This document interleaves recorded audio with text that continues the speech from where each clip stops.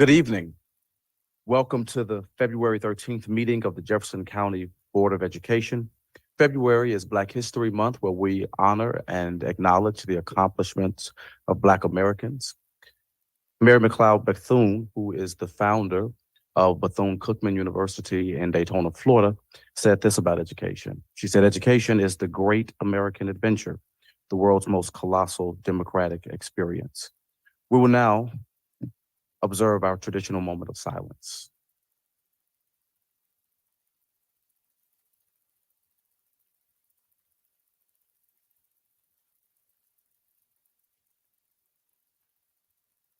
Please now stand for the Pledge of Allegiance.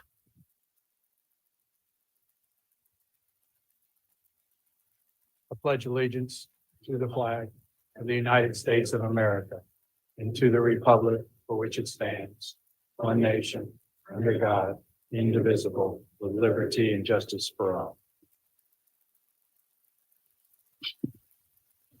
Board Member Joe Marshall will read the district's vision statement. Thank you, Chair Scholl. Vision statement in Jefferson County Public Schools is that all Jefferson County Public School students graduate prepared, empowered, and inspired to reach their full potential and contribute as thoughtful, responsible citizens of our diverse shared world. Thank you, Board Member Marshall. We will now have Chief Carolyn Callahan, our Chief of Communications, who will present tonight's recognitions.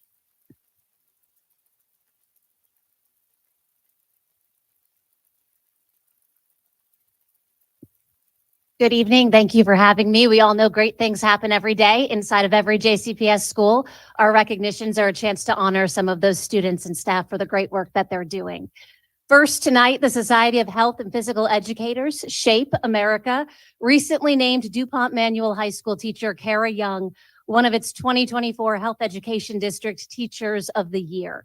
SHAPE America serves as the voice for more than 200,000 health and physical education professionals across the U.S. And since its founding in 1885, the organization has defined excellence in school-based health education and physical education. Its awards programs honor distinctive contributions to the profession.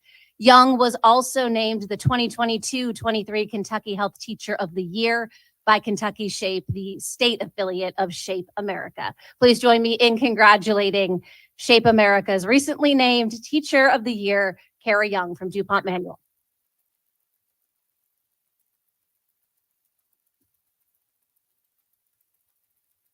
Next, tonight, we recognize 8 JCPS students who earned every point possible on an advanced placement AP exam in 2023.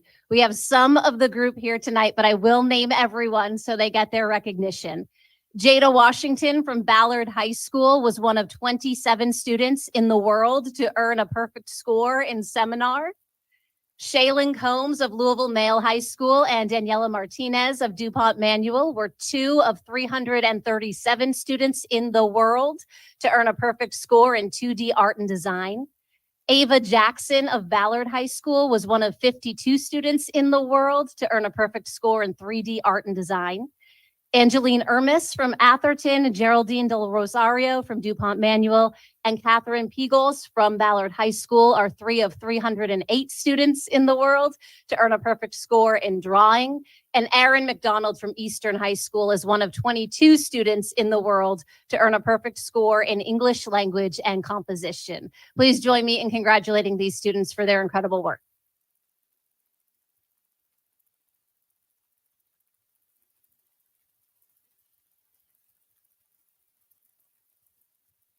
Congratulations.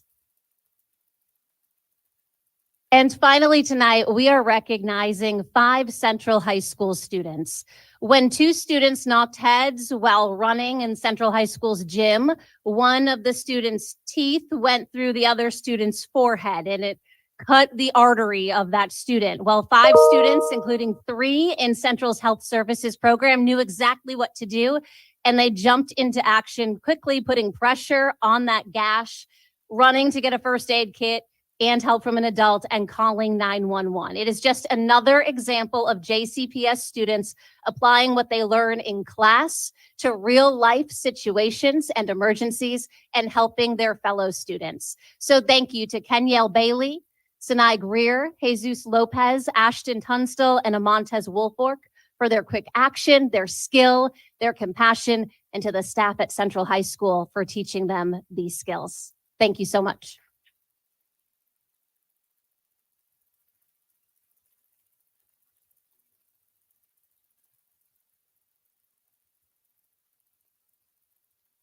Congratulations. Thank you, board members. That concludes tonight's recognitions. Thank you, Chief Callahan. Let's hear it again for all of our students who are doing such an amazing job throughout our district. Kudos to all of you. Is there a motion to receive the recognitions? Mr. Marshall, seconded by Mr. Craig, all in favor? All right, ayes have it. Is there a motion to approve the meeting agenda? Mr. Cole, Dr. Cole, Mr. Craig, all in favor? Ayes have it. Is there a motion to approve the minutes of the January 23rd and January 29th meetings? Mr. Craig, Mr. Marshall, all in favor?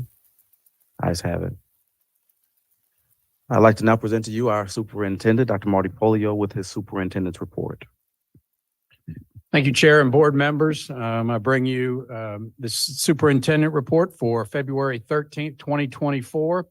You may have seen this in the news over the past week or so, but I really wanted to share some exciting news about the incredible work that's taking place in our classrooms throughout the district, and specifically to highlight our great leaders in the district, our principals, our instructional leaders, and our teachers in every classroom, and then our students for their hard work.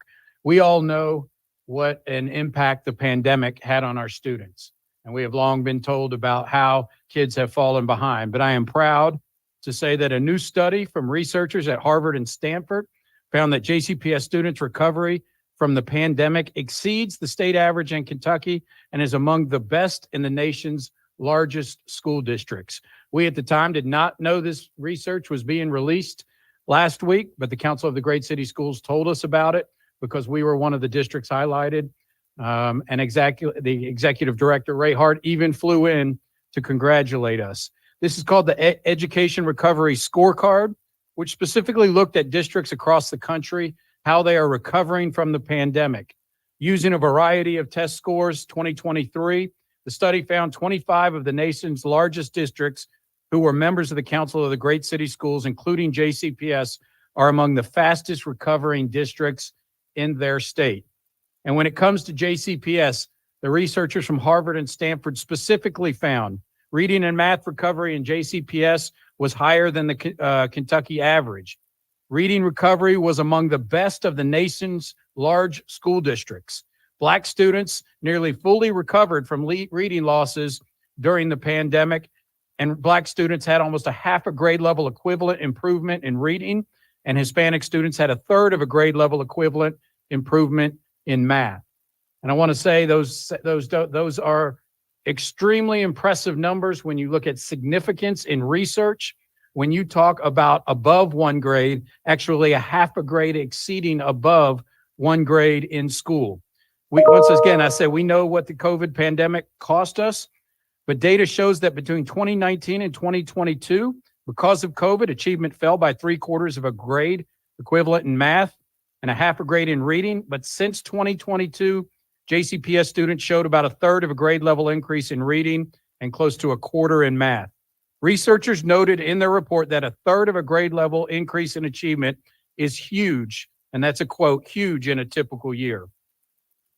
And so I just wanted to highlight that. I don't think we get to hear enough about the great work that our schools are doing. I think this says a lot about the future state, the things we are doing to support our kids. It says a lot about how we invested our federal pandemic-related funds on technology, staff and student support in schools, extended summer learning opportunities like the Summer Backpack League, salary increases to retain teachers and staff, and specifically to work with students after school. We also know that we had an intentional focus on two things that I think really had a impact on this work as well. First and foremost, racial equity. When we talk about racial equity, our goal is to improve student outcomes. There is no doubt about it, and we are seeing that. And secondly, around our literacy plan and our change in how we teach literacy. Yes, we did not implement the new curriculum until this year, but we had a lot of early adopters prior to this year into our curriculum and seeing fabulous results out of that. So once again, I just can't thank enough our dedicated teachers, school support staff, really are the best around and beyond to ensure our students have the support they need to succeed. And I think it's important to say we're not only recovering, but our kids are excelling and achievement. So I'm proud of the work that's taking place throughout this district, the national recognition we are receiving as one of about 10 large districts in the United States that is seeing this type of recovery. So thank you to all who are involved. Thank you, board. Thank you, Dr. Polio. And congratulations to you and all of our school-based personnel, teachers and principals, reading specialists, interventionists, all of those individuals who have helped our children recover from the COVID lapses. That's something to be celebrated. Congratulations. Now we will receive a recommendation for the approval of student outcomes focused governance goals and guardrails. I'll turn it back over to Dr. Polio for that presentation. Thank you, Chair and Board. We wanted to bring back to you, as you know, we have had significant discussions many times about the board goals and guardrails and how we can move forward on these. I believe at last meeting, which was January 29th, we came to some agreement on those, and we've shared those with you. But we really wanted to talk about where we are with the goals and guardrails now and seek your approval of these goals and guardrails as we move forward. I think it's important to note these reflect your work as you went into the community to hear from the community about what our community valued. I think it's important that we note that these goals reflect outcomes for elementary students, middle students, and high students. So each level has stake in this, as you well know, from the academic readiness at 5th grade, 8th grade, and 12th grade to the reading scores of 3rd grade students and the math scores of 8th grade students. So we know that this is providing us a roadmap K through 12 for how our students are going to achieve. I will say this, as we know, on our goals, that the first 3, we don't have the baseline yet. We will have that baseline in June of 2025, but we know that these 3 are all about academic readiness. When we talk about academic readiness, it is a combination of our success skills and our academic indicators for kids. And so we want all of our 5th graders to be ready for 6th grade, 8th grade to be ready for 9th grade, 12th grade to be ready for post-secondary, and we've talked a lot about that. So our first goal, the percentage of 5th grade students who score ready on the JCPS academic readiness measures will increase. Once again, from the percent that we set at the baseline, we will have that goal for you by June, and that second goal, our goal will be by June of 2030. The next goal, percentage of 8th grade students who score ready on the JCPS academic readiness measures will increase once again from our baseline in 2025 to what we set our goal in 2030. And then finally, the percent of 12th grade students who score ready on the JCPS academic readiness measures will increase from the baseline percentage in 25 to a final goal in 2030. And then our 2 goals around literacy and numeracy that we have talked a lot about. And I will explain these a little bit. I'll read them first and then explain them a little bit. The first goal, the percentage of 3rd grade students who met or meet their expected growth and or achievement benchmarks at the 50th percentile in reading, according to spring map assessment, will increase from 68% in June of 2023 to 83% by June of 2030. And the percentage of 8th grade students who met their expected growth and or achievement benchmarks, the 50th percentile in math, according to spring map assessment, will increase from 58% in June of 2023 to 73% by June of 2030. And so to be clear what we mean by expected growth and or achievement, each of our students have an expected growth that they have to meet no matter where they start. So a student who starts the year extremely far behind will have an expected growth measure. So the school will have an expected growth for that student for the year that they will have to meet, and or hitting the achievement benchmark of 50th percentile, which means the students would be in the top half of all students in the nation taking that MAP assessment. That's what the 50th percentile. So they would be in the top half of all students. So our goal by 2030 is that 83% of our third grade students will either meet their expected growth and or that 50th percentile by June of 2030. When we talk about math, once again, it's the same thing. Their expected growth, no matter where a student starts, they have expected growth for the year. They have to meet that, and or the achievement benchmark of the 50th percentile in math, meaning that by 2030, we will have to have 73% of eighth grade students meeting their expected growth and or achievement benchmark of being in that top half of all students who take the spring MAP assessment. Those are our 5 goals. I think they reflect well elementary, middle, high, reading, math, and academic readiness that this board has talked about now for several months. And then as we talk into the guardrails, these were the 5 guardrails that that you charged us to make sure that we do every time we are working on these or making a decision. First one, JCPS shall not allow unsafe conditions socially, emotionally, physically. Next one, JCPS shall not make significant decisions without first ensuring alignment with the racial equity plan.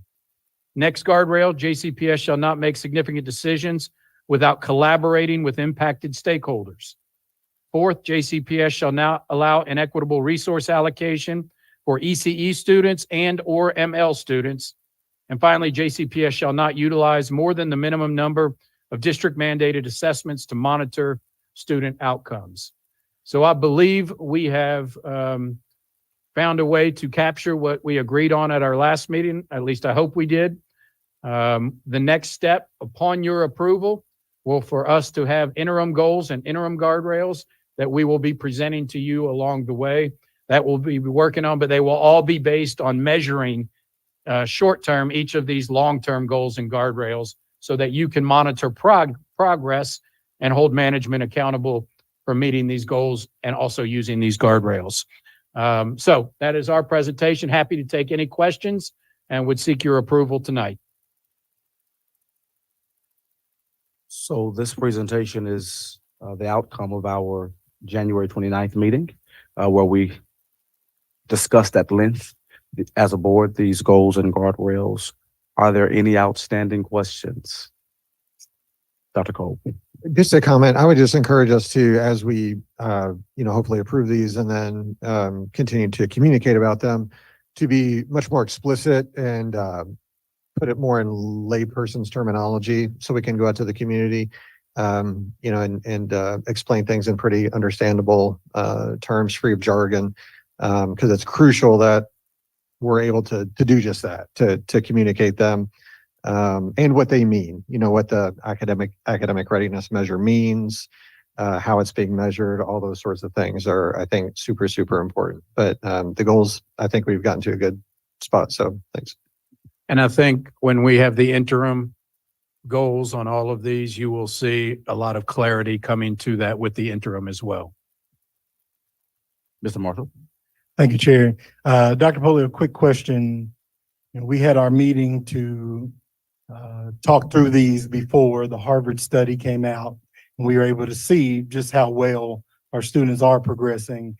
So I just want to ask you, as we look at these goals, with the knowledge that our students are growing and progressing, do you see these goals forward-reaching and pushing us to continued growth, or are they something that, may need to be tweaked to make sure that we're not getting in the way of growth that's already happening? No, I think these fit it with exactly what we're doing. I will tell you this, I will be ecstatic in 2030 when 83% of our students are in the top 50th percentile and or meeting their expected growth, 73% in math.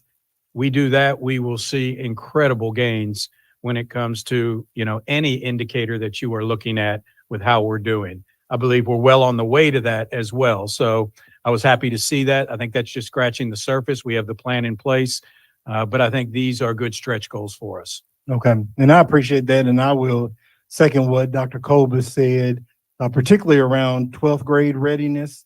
I know in a lot of the community meetings I had, the community was very interested in knowing exactly what our seniors are leaving high school knowing what to do. And so I know there's a lot that's going to be built into that academic readiness. So making sure that we're very clear about that as well. So I appreciate it. Good work. Thank you. And you will see, especially on the 12th grade, it is the easiest for us to parcel out because there is a state measurement for what we used to call career readiness and college readiness. But with the post-second, so now we can really bring to you goals that look at academic indicators, plus those things like certifications, college credit hours, AP courses, things like that, that truly say a student's leaving us with a diploma plus something else. Okay, anyone else? All right, is there a motion to approve the draft student outcomes, focused governance goals and guardrails? Mr. Marshall, Ms. Duncan, all in favor? All opposed? There are none. Thank you.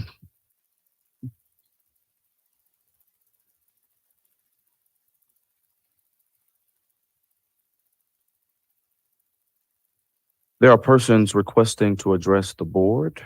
We have our new nifty video prepared to give you our rules of the road.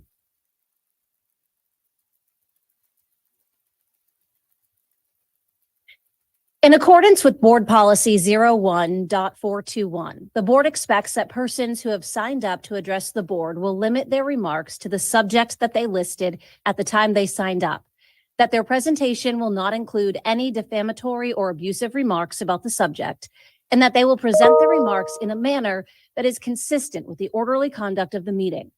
Also, in accordance with board policy, the board reserves the right to limit, extend, or terminate discussion on any subject. Discussion of personnel matters is not permitted, as state law requires that personnel matters are within the sole authority of the superintendent. The speaker may not initiate charges or complaints against an individual district employee by name or position in order to ensure confidentiality and fairness for the employee. Speakers before the entire board are not allowed to use props, displays, or any other objects during their remarks. Each speaker is allowed 3 minutes to address the board and may not share these minutes with any other speaker. At the end of 2.5 minutes, a bell will sound once. You will then have 30 seconds to finish your statement. At the end of 3 minutes, the bell will sound twice, indicating that your time is up. The superintendent will look into the speaker's issues and, if necessary, represent the board in following up or recommend action to the board. The full board policy concerning public participation in open meetings is available for viewing on our website and at our sign-in sheet.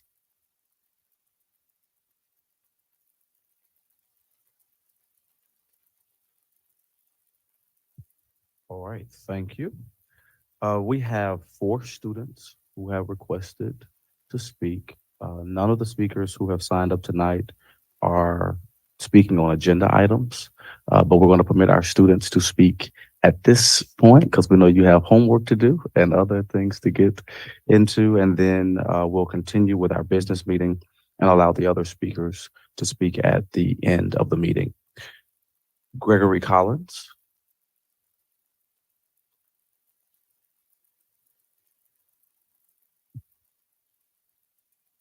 Hi, my name is Gregory Collins. I'm an 11th grade student at WEB Du Bois Academy, and I'm here to talk about transportation for magnet school students. Essentially, the removal of transportation for magnet school students would exceed being disadvantageous as one of the strongest issues would be low-income students who are unable to access stable means of transportation would not be allowed the privilege of choosing their educational institution. Commonly, low-income magnet school students have strong desires to receive their education, but wield the burden of having lack of accessibility to resources as they have to support themselves and their families. Some may argue that by removing magnet school transportation, It will allow the chance for the transportation system to recover due to the shortage of bus drivers and will provide a solution to the regained stability. However, by removing the transportation of over 20,000 magnet school students, many may have no other choice but to transfer into their residual option for education, which will not only increase student populations within those schools, but also increase the instability of those communities and cause an unsophisticated environment to arise. There are over 20,000 magnet school students that would be left with no transportation and will have to either give up their educational regimen they are used to and find a way to get transportation for themselves. For low-income families specifically, the possibility of providing transportation for their magnet students would be substantially low, furthering the educational gap between social classes. As they are already put at a disadvantage for secondary education, removing their form of transportation would not only affect this, but also their ability to be successful to their fullest potential in post-secondary education. Many will have their opportunities to gain a specific education will have it taken away from them. Undoubtedly, it would not only leave them trapped within a lower level of society and keep access to a better life just outside of their grasp. And lastly, it would also take away the sense of community and comfort students have created during their life at that institution. Thank you. That is all. Thank you.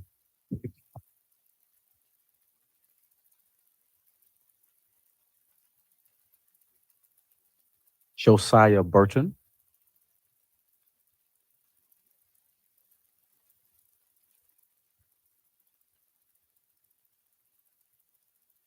Good evening. My name is Josiah Burton. I'm an 11th grader at Du Bois Academy.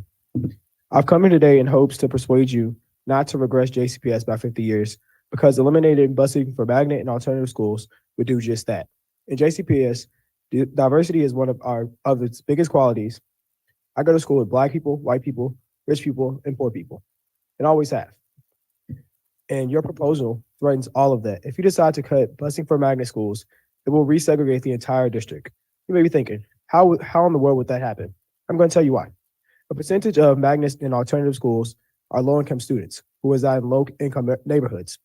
And if you force them to go to their home schools just because they can't find a ride to school, you'd be forcing these low-income students into low-income schools that will never be able to catch up with their magnet curriculum, whilst the high-income students who most likely can afford to drive themselves to schools get their high-quality education and access to programs that'll set them up for life.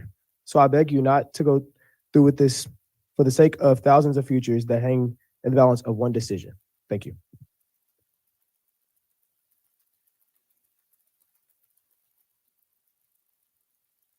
Louis Chavez Mora.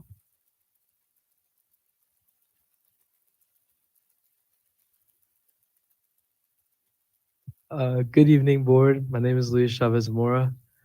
Former student at St. Xavier High School. I left near early October in hopes of finding a new home. Unfortunately, I had some issues due to my race.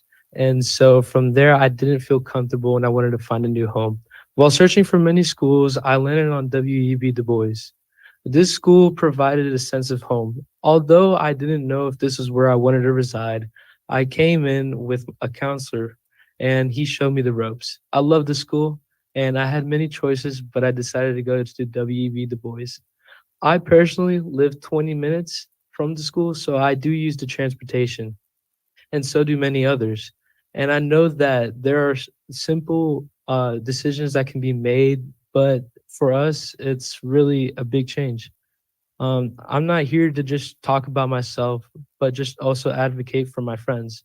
While over the course of 5 months, I have been able to find myself coming from a deep hole out and just being able to express myself again. I love smiling, being kind to others, and at this school, I can do just that. As of recent, I won Homecoming King, something unexpected, I'm not gonna lie. But just another representation of how their reflection of like me can also be reflected upon myself.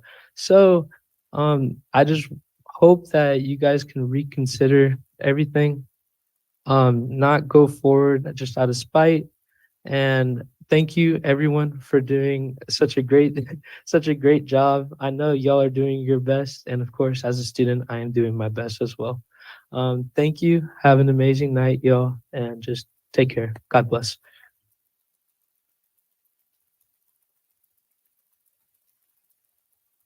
Nehemiah Clements.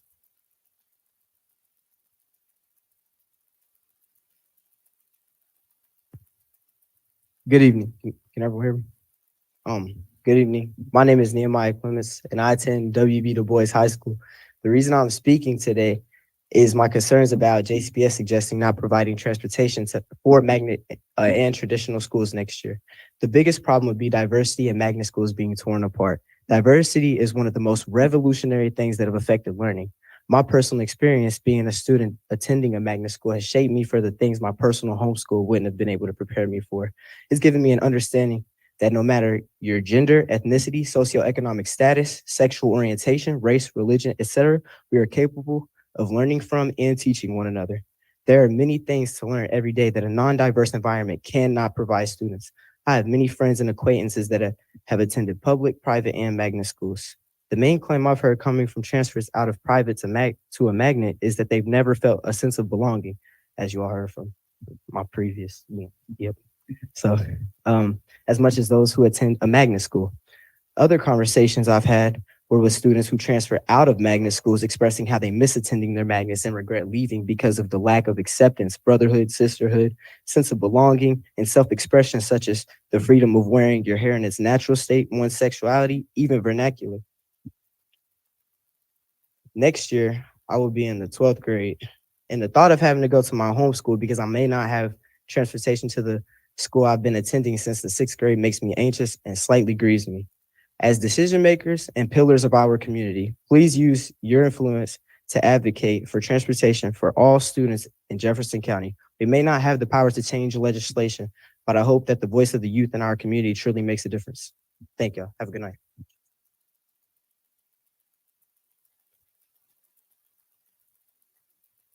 Thank you. I was going to tell them to go do their homework now. Great job, guys. You all were awesome. Nice job. You can stay if you want. I'm just kidding with you. Great job. Thank you to our students, our scholars, for spending time with us. Now we'll turn it over to Dr. Polio to give us our transportation update. Thank you, Chair and board members. At this time, we wanted to give a transportation update. I believe this is the second one that we've had in recent months to talk about the developments in our work and how we would like to respond to the driver shortage.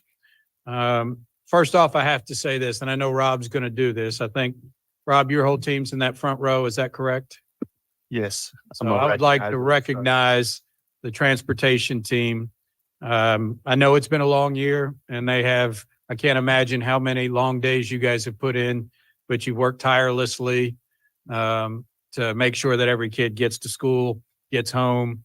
And I know it's been hard work. So thank you all for your very, very much hard work throughout the year. I appreciate you.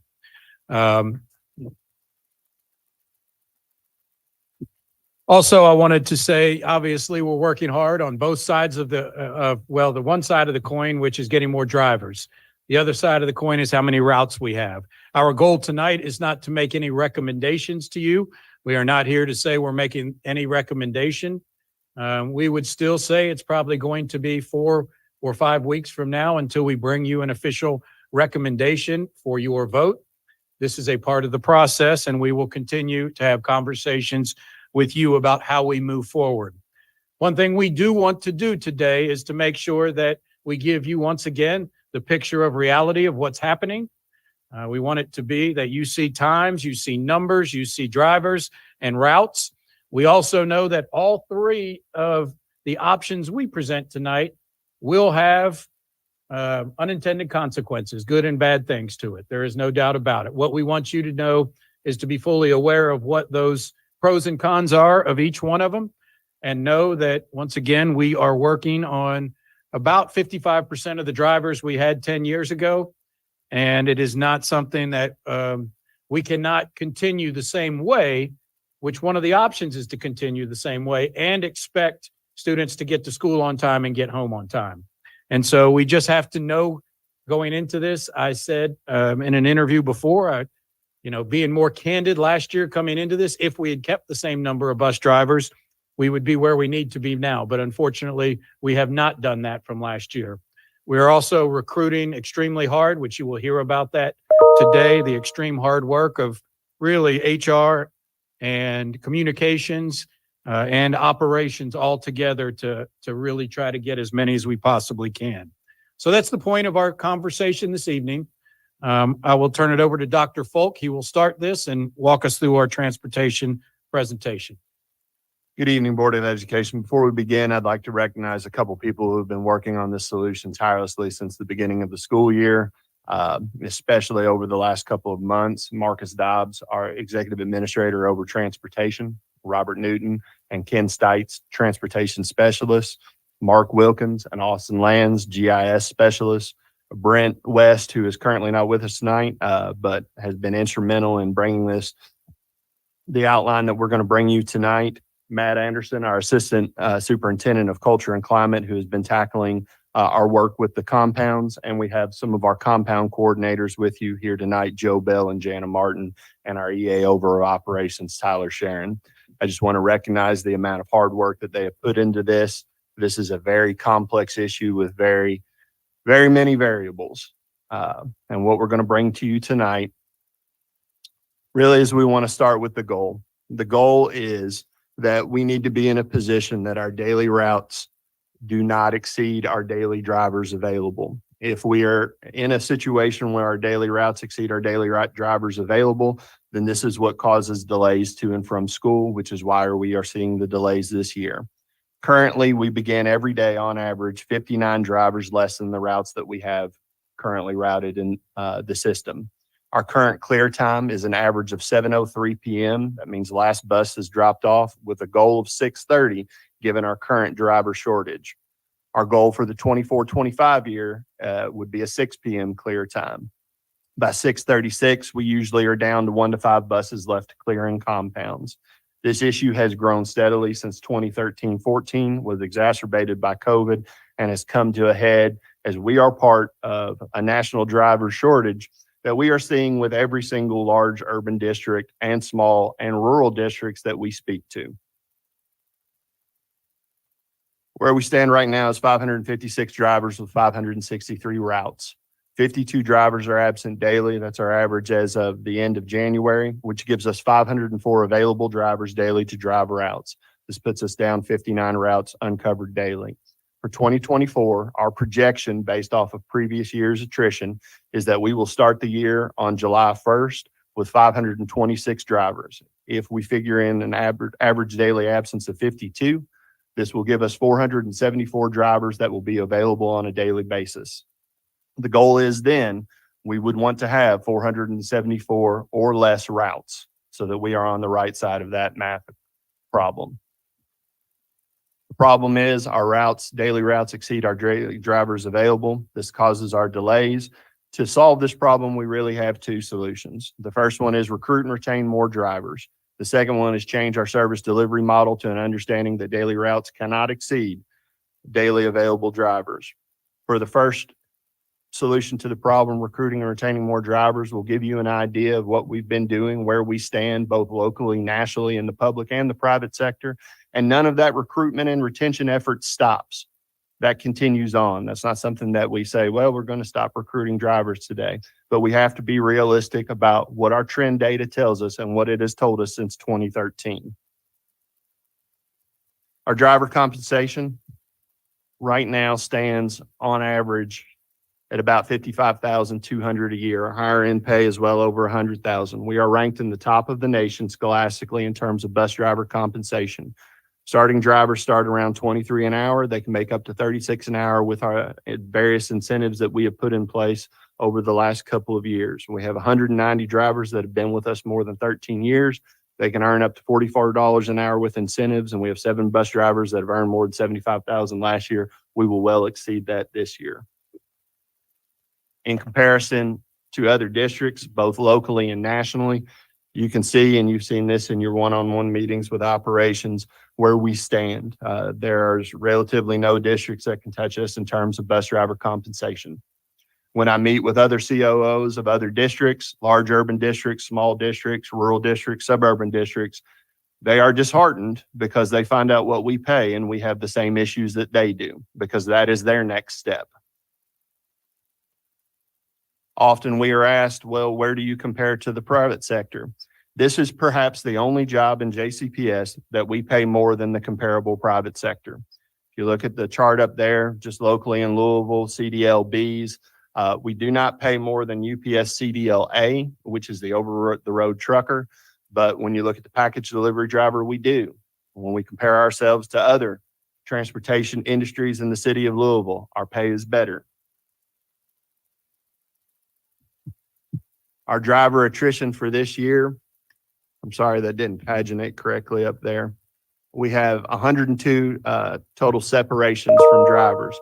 That's 96 if you remove the 6 that became sub-drivers instead of full-time, which means a total of 78 folks separated from the district, because 24 of that 96 took a job within JCPS that is another job besides bus driver. He's a school security monitor, one became a teacher, various other roles in JCPS. We've had 42 resignations, 36 once you remove our subs. We have hired 68 people, and this is all from 7/1 to 2/13, so today. Our net gain loss over the year is we've lost 34 drivers, 28 if you count in the subs that we've kept. Our total employee gain loss is 4. Oftentimes we are told the reasons why people are resigning from the job. So we have called every single person who has resigned this year and asked them post-separation 2 questions. Why did you quit, and what would it take to get you back? I think what must be prefaced with this data up there, these folks owe us nothing. They've already separated from the district. What we see is 7 of them cited the length of routes, 7 cited personal reasons, including medical and family reasons, 6 self-demoted to a sub-driver, 6 took a job outside of JCPS that was in the same field, transportation. We separated with 5 that were termination or resignation in lieu of termination. 4 moved either further out in state or out of state. 3 cited student discipline specifically. 3 cited job dissatisfaction. The bus not air conditioned. Didn't want to wake up too early. The hours are very, very tough. And then too many hours. And we had 1 that did rescind their resignation. I'll turn it over to Dr. Greenwebb and Ms. Callahan to talk about recruitment.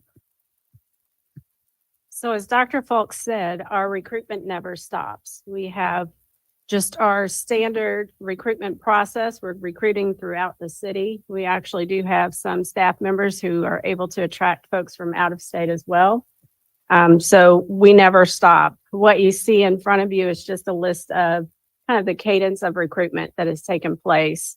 That first one on the list was a bus driver job fair like the one we did Saturday, but at C.B. Young. And then we take advantage of opportunities on a regular basis at the Kentucky Career Center, or what was formerly known as the Unemployment Office, just having a regular presence and the ability to talk with people in places like that. We've also put on other job fairs, some targeted to bus drivers. We always recruit for bus drivers, regardless of the type of job fair taking place. So you see a list of places throughout the city and engaging with city partners to connect with folks looking for jobs and recruiting specifically for drivers. This spring, we had the Blitz on Saturday. And I think Dr. Fulk is going to share some data from that, and then some future planned events. We will have 2 more Blitz opportunities where we specifically market, target, and pull in drivers who are interested and take them through the hiring process. And when it comes to the recruitment outreach process, communications and marketing are really important. When it comes to recruiting bus drivers, we have a wide range of folks who we're trying to target. It's just not one specific group. You can be 21 or older, and we want to get to you. So we have to use many different, a multifaceted approach to contact everyone that we want to contact. What we are doing is, one, these bus driver hiring blitzes that I know Dr. Folk will talk a little bit more about. We had folks waiting in line at 8:30 in the morning when we didn't open until 9 who were coming. They were excited. They said we had about 170 folks who showed up to apply to be bus drivers at this event on Saturday with very little advertising and promotion because we put it together so quickly. We are also getting media support. Our recruitment efforts have been bolstered by media support throughout various platforms. We're using television, radio, digital channels. We're even in the movie theaters. When you go and watch a movie, you'll see our promo asking for bus drivers, telling you how to apply and recruiting you before you watch your movie. And we strategically place these advertisements in high traffic areas to ensure maximum exposure and visibility for the recruitment campaign.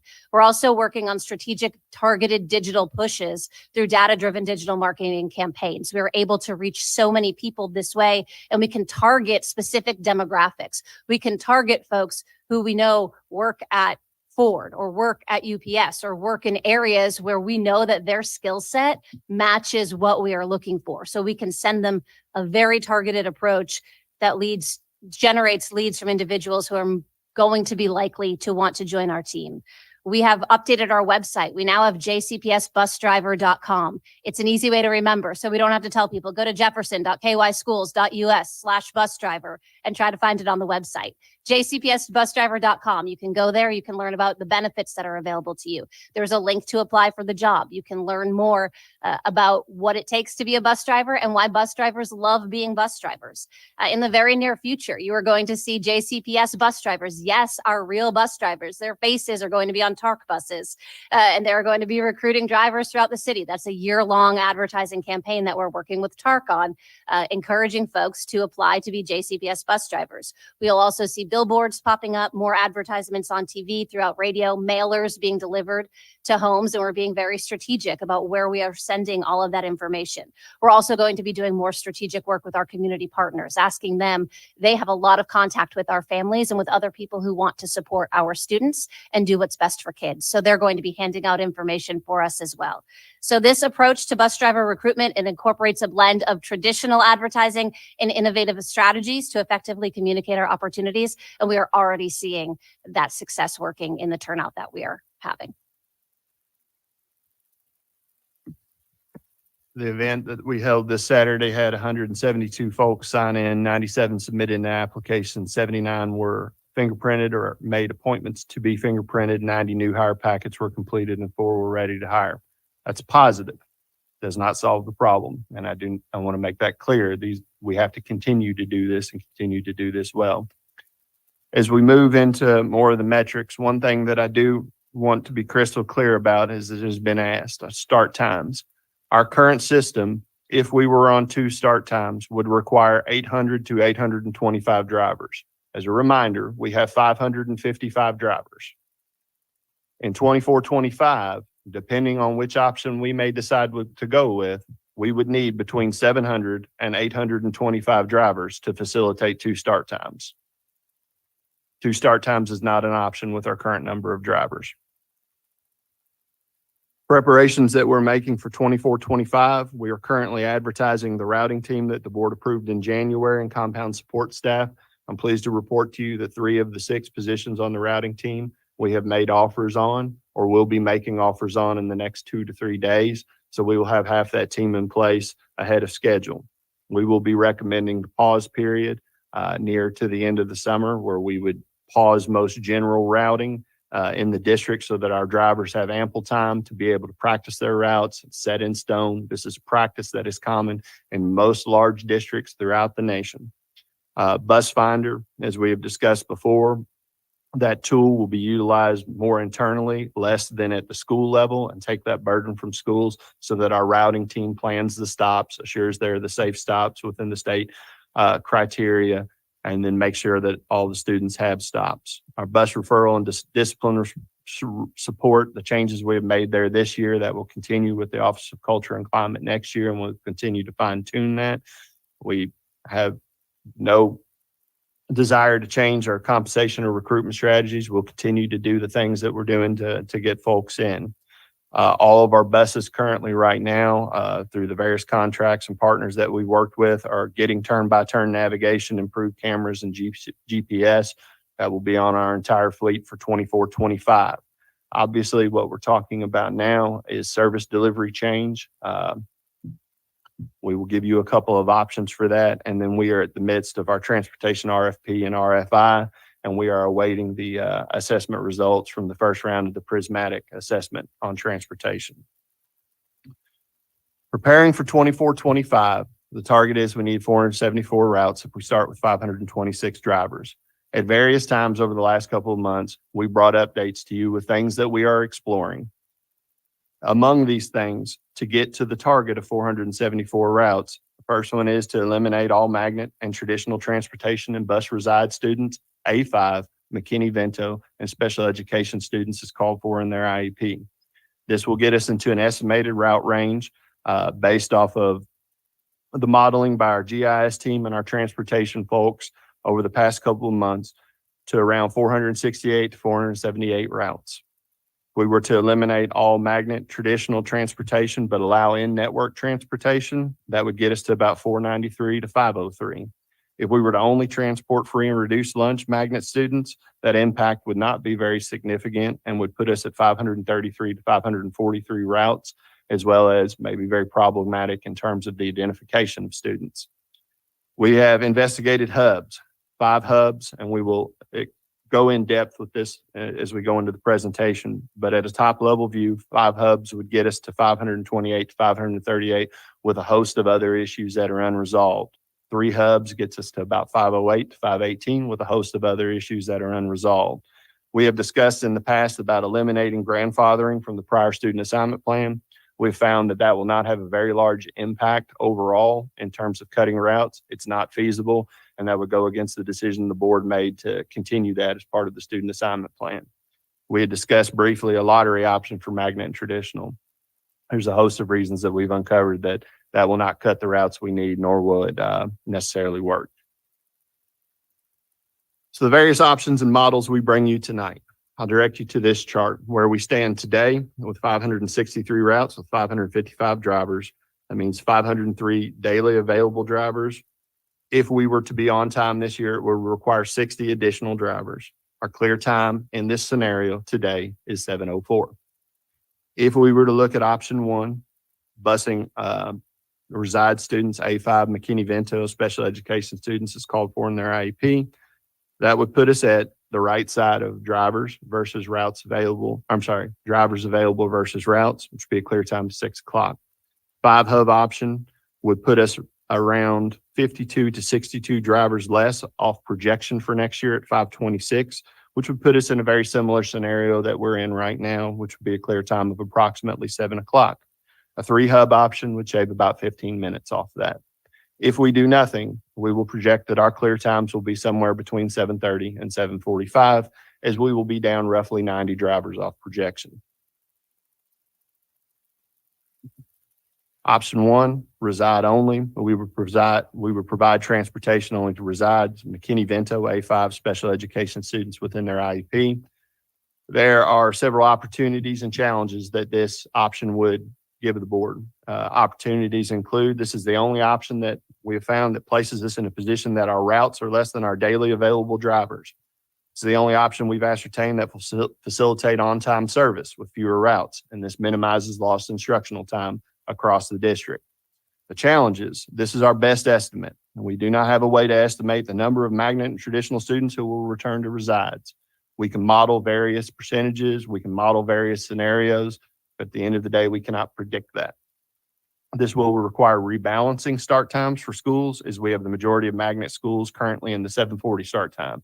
And I want to be clear what rebalancing means. That does not mean changing. That means moving schools to different start times, because the preponderance of start times for magnet and traditional is now at 7:40 and all of those spots open. We would need to balance the 3 main start times so that they're all balanced with buses and schools. For reside schools that are over capacity, we may need to look at adjusting boundary lines. Another challenge here, obviously, is that it will reduce equitable access to magnet and traditional schools. Comparable districts, when we look at what do other districts in our situation do. There's a list of districts that traditionally we've compared ourselves to in various assessments and various audits. And you will see almost all of them do not bus magnet or choice students.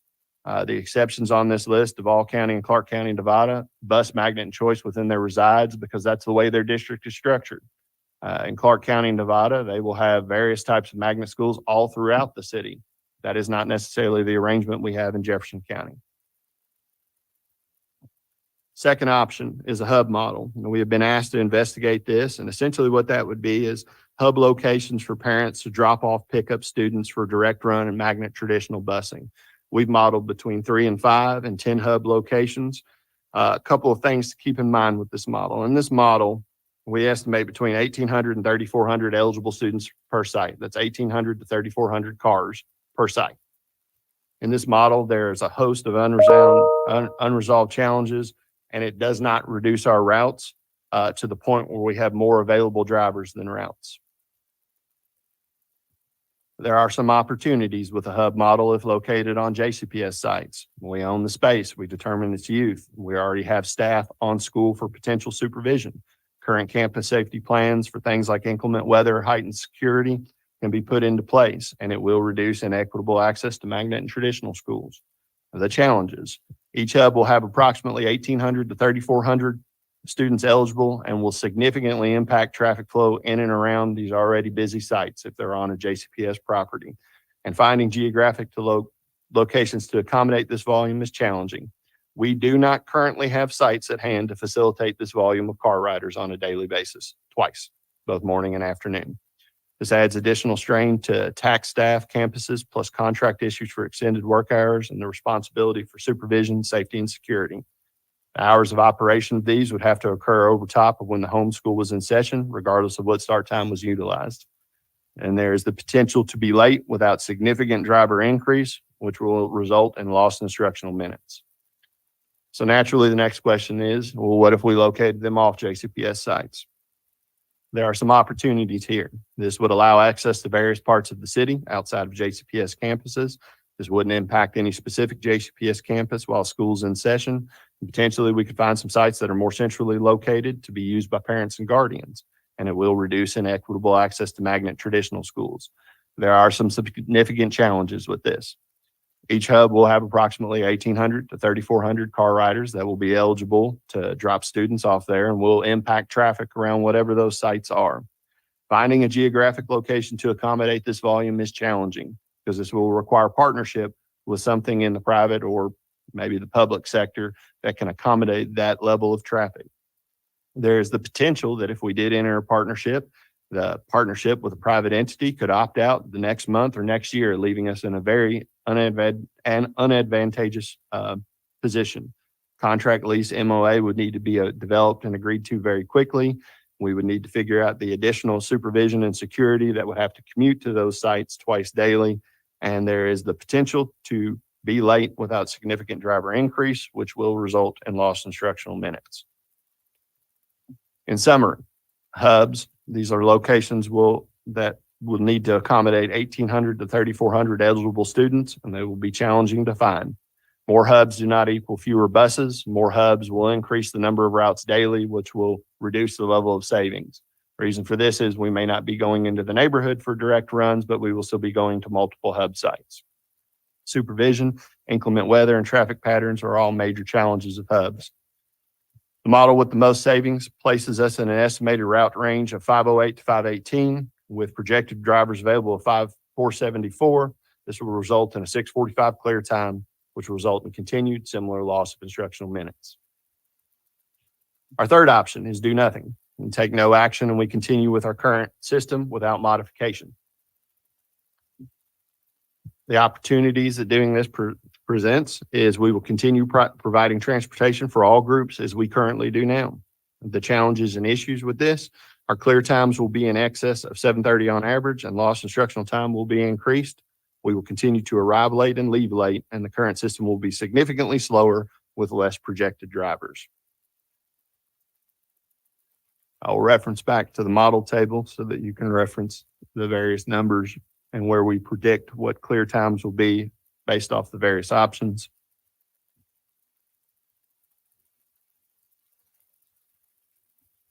board decision, when you decide to vote on it, the options that we have presented, one would be that we would transport reside, McKinney-Vento, ECE, and A5 school students. We commit to having less routes than drivers available, which will translate to on-time service for all reside students. This is the only solution that Operations Division has found that will reduce routes below daily available drivers. Clear time goal 6/6/15. Option two, we create magnet traditional hubs, which will place us in the same position we are in this year with more routes than drivers, and we will be late daily.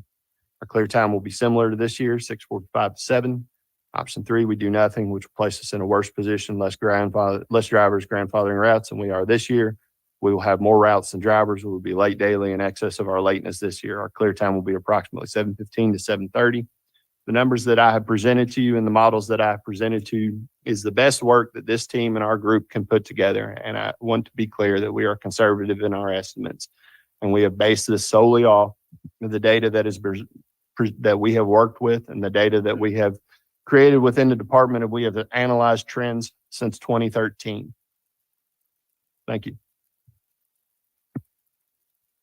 Thank you so much. We appreciate the presentation. Once again, we'll continue to work on both sides of the coin. We're happy to take questions or feedback that you have at this time. Once again, this is one more step in the process before we bring you a proposal. Thank you. Thank you, Dr. Folk and your team for this presentation. We know that you all are working around the clock very hard to ensure that our students have transportation in the 24-25 school year. Mr. Marshall, we'll let you kick it off. Thank you, Chair. And thank you to this transportation team for all your hard work. This is very difficult because none of us want to be taking anything away from students.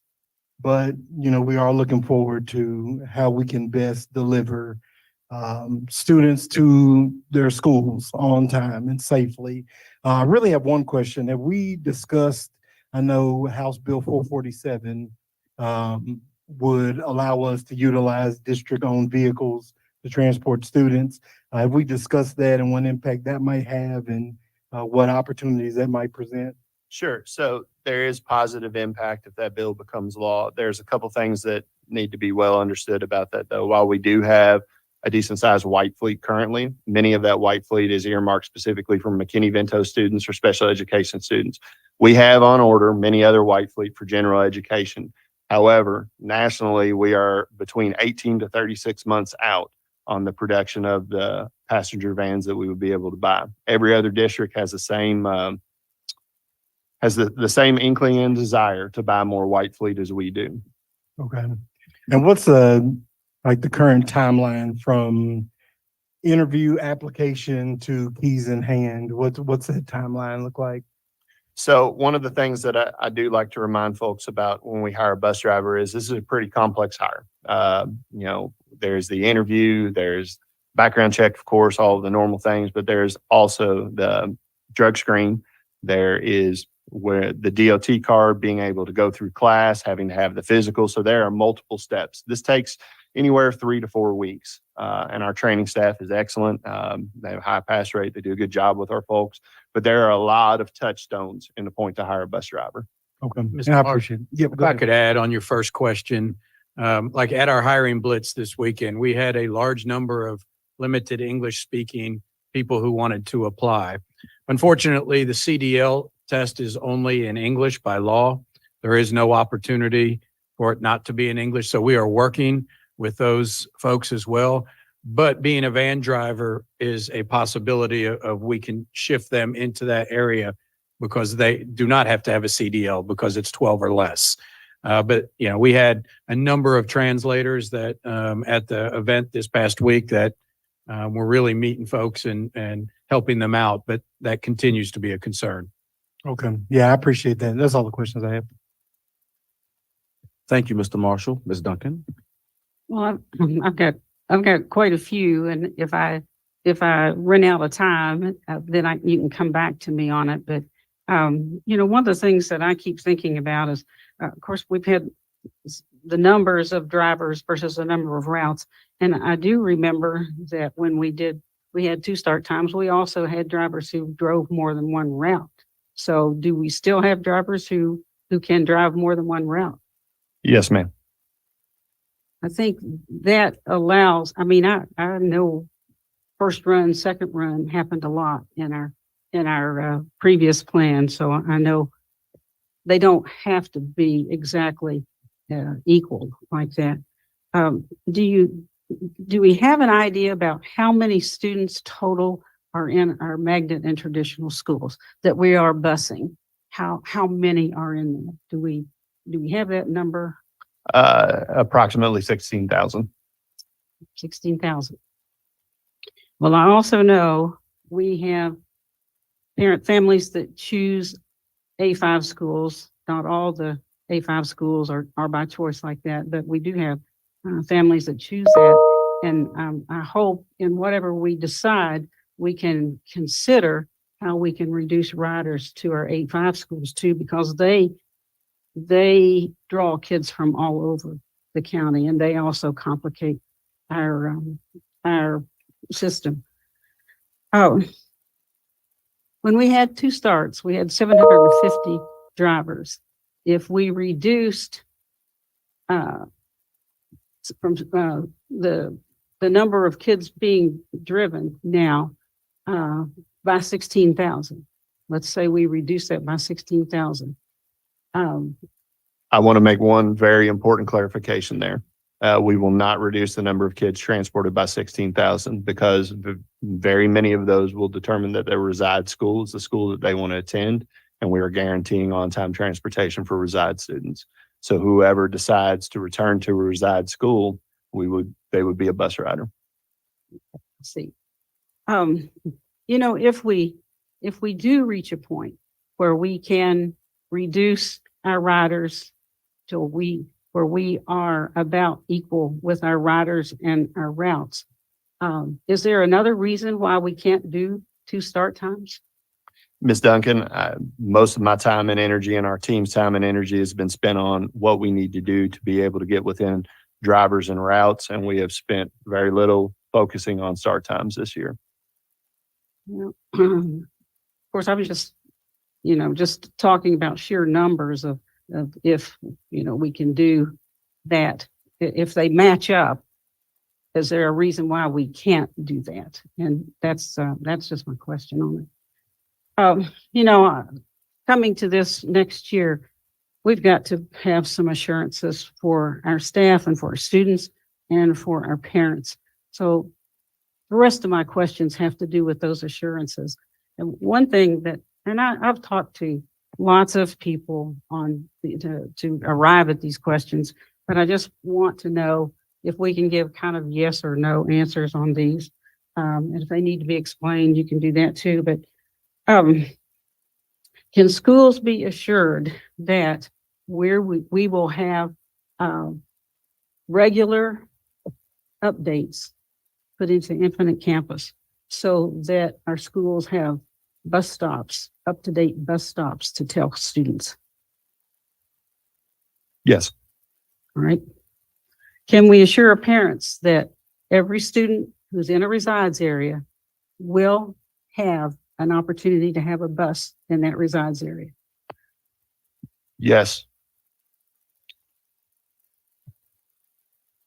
And you've talked about the vans and the possible use of vans for ECE students that have transportation written into that.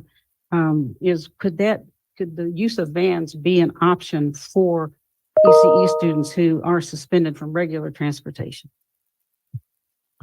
I think that would be a determination of whatever discipline issuing entity would be over that. From the transportation standpoint, I mean, if we are able to transport a student, we will.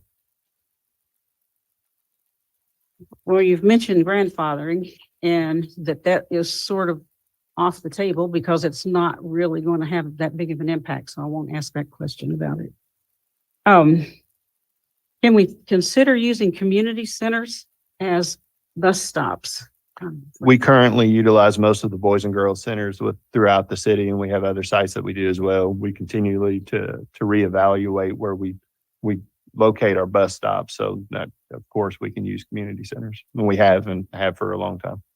I've had people suggest that who are dealing with these things and they weren't, I think, that maybe they're not aware of that. Oh, will we continue to fund gas cards for our early childhood transportation?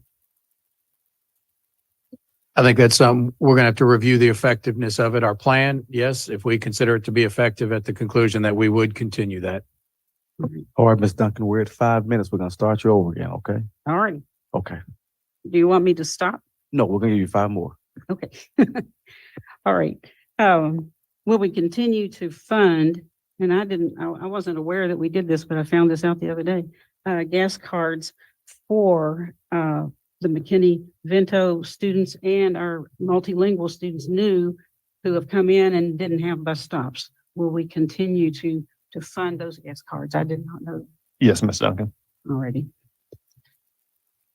Under a plan that does not transport magnet or traditional schools, will we consider using our funding that transportation for parents or with families by the use of stipends? Will we consider that? That's something that we have investigated, but we're not ready to bring to the board yet. I think we'll strongly consider it. We have to make some decisions about the who's and how that's monitored and tracked. Those are difficult decisions. We are strongly considering it.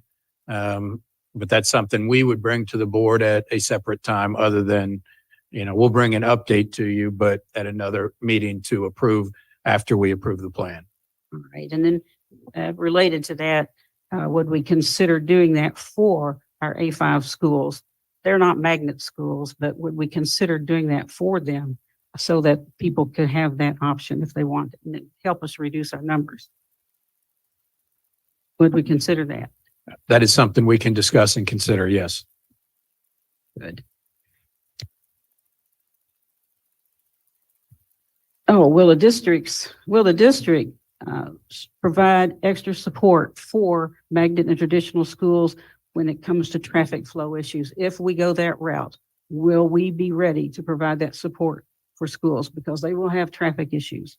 So that's something that we've been working very proactively on since I came into the role. We have 4 schools right now that we have issued emergency declarations for in terms of traffic remediation, parking lot work.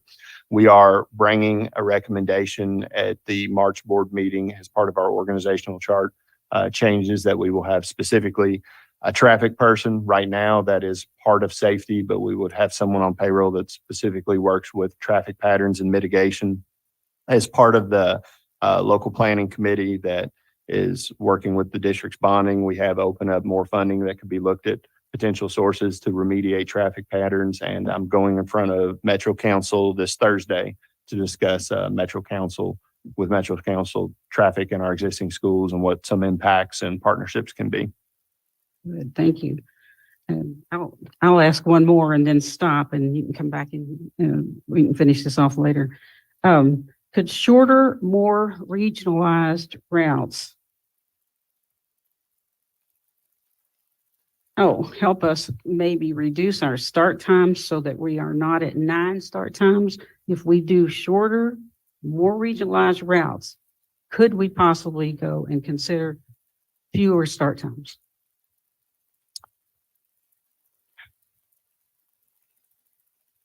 If we look at shorter, more regional routes, could we do fewer start times? I can't answer that based off of what we looked at. I can tell you this, when we look at the routing team for next year, one of their primary goals after on-time instruction and bringing students to school and delivering students home on time is that we get our drivers into smaller routes because we know that is one of the primary reasons that we've had attrition. And that we look also at the aspect of mirroring as many routes as we can. But what I will say is, for us to be the most efficient, those must not trump being on time. Well, thank you. I'll pause and pass it on to the next one. Thank you. Thank you, Ms. Duncan. Dr. Kolb? Thank you. And thanks to the team for the hard work throughout the year. Could you go back to slide 3? well, sorry, I thought it was still out there, but slide 3 shows, the number of drivers was declining from, I think, 2013 on, but if we are able to go to slide 3, you'll see that the pandemic, basically, there was a fundamental labor market change that happened in 2020, so that there was a really steep drop that happened around then. And in fact, from 2016 to 2020, we'd been pretty stable, it looks like, in the number of drivers. And then the pandemic fundamentally reshaped the labor market. So, it would have been impossible to predict, what was going to happen. And it presents a huge challenge for the district, I know. Where are we with TARC, working with TARC to make sure that they have routes? Yeah, so we have, actually, Dr. DeFerrari is working close with TARC. And so I'd say they have been very receptive, along with the mayor, of providing us a plan. This will be a part of our presentation, which our plan right now is to provide any middle school or high school student who would like a TARC pass, that they would be able to use that TARC pass at any time, along with ensuring that every one of our middle and high schools has a stop within the proximity of the school, which we do not have now. So we're working with that. They've been very receptive in working with us. And so we should have a full plan on that, so that all of our students have access to public transportation. Okay, because in the comparison chart, a lot of the districts that we're comparing say where they don't have transportation says no, students must rely on public transportation. I don't know what the quality of public transportation is in all those different cities, but and this is not a shot at TARC. They're doing the best they can with very limited resources, but our TARC system has not been very well funded and leaves a lot to be desired, I can say, as a former bus rider to work. The in-network for Duval and Clark, where they transported magnets in network, what does that mean exactly?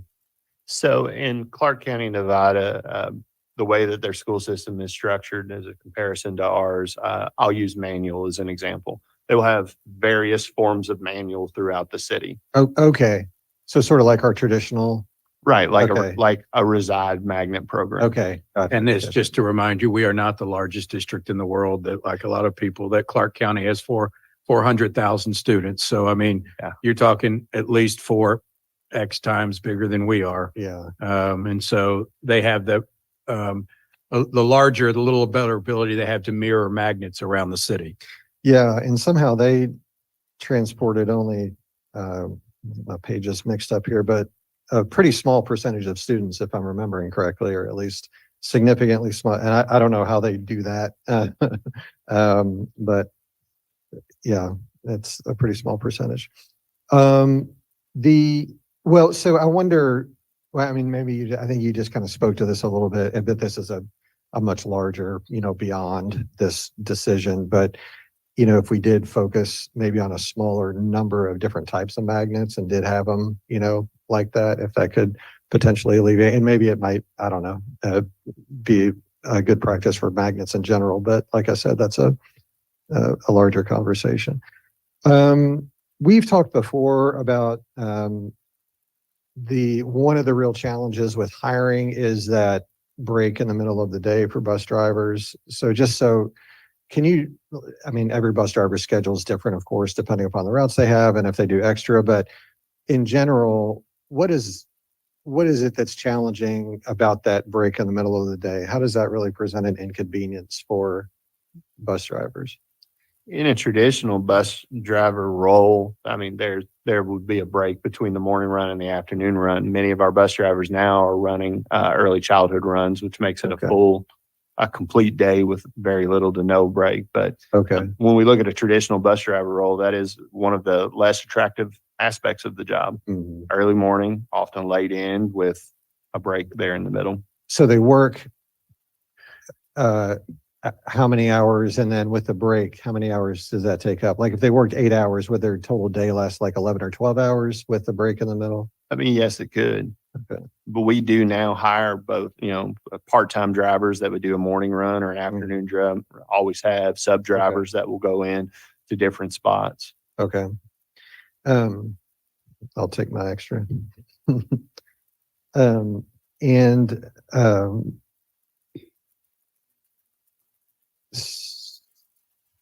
well, just to clarify, so A5 schools, we will continue to transport under option,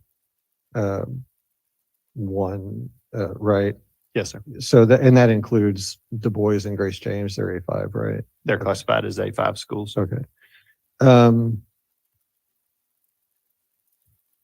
Is there any, I mean, obviously, the best case scenario is that, well, I don't know, I won't say that, but is there anything we can do to mitigate the issue with non-native English speakers? I mean, I spend a lot of time at Home Depot, like everything's in Spanish, you would think that we would want to, as a system and as a state, do everything we can to allow people to work that want to work, especially in much needed jobs. But is there any way around that, or would it require legal change, or can we, I don't know, help people with language in some way? Or Yeah, I pushed that one hard with general counsel, but he assured me that that is federal law and even cited federal. federal law? Okay. And so we are letting our federal legislators, our senators and House of Representative members know that this is something that we think needs to be addressed at the federal law level. Okay. Yeah. And I will add, for current applicants, we do offer them adult education.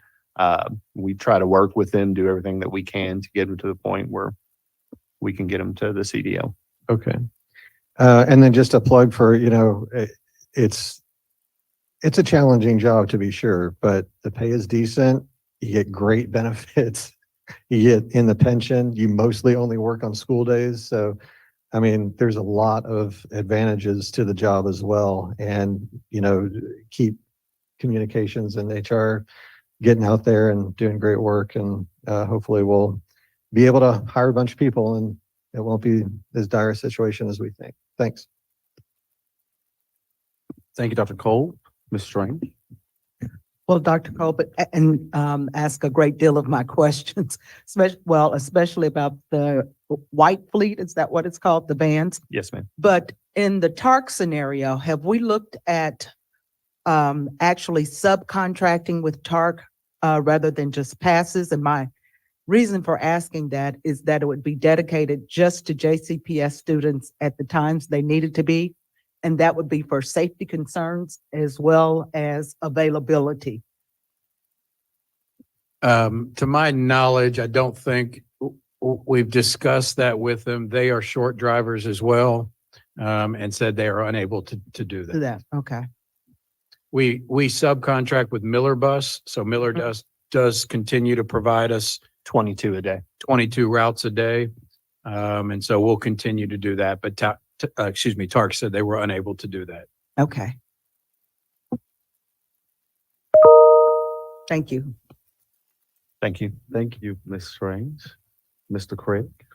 I know we're not here to talk about start times, Dr. Falk, but I have to reiterate on behalf of the families in the East End, especially Bowen, Norton, and Middletown Elementaries, significant opposition to any elementary school start time that starts after 9 a.m. I have to repeat that every time we have this conversation.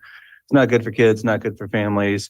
And when we can get to an operations position that allows us to change those times, we need to evaluate it. But I understand that that's not the question before us.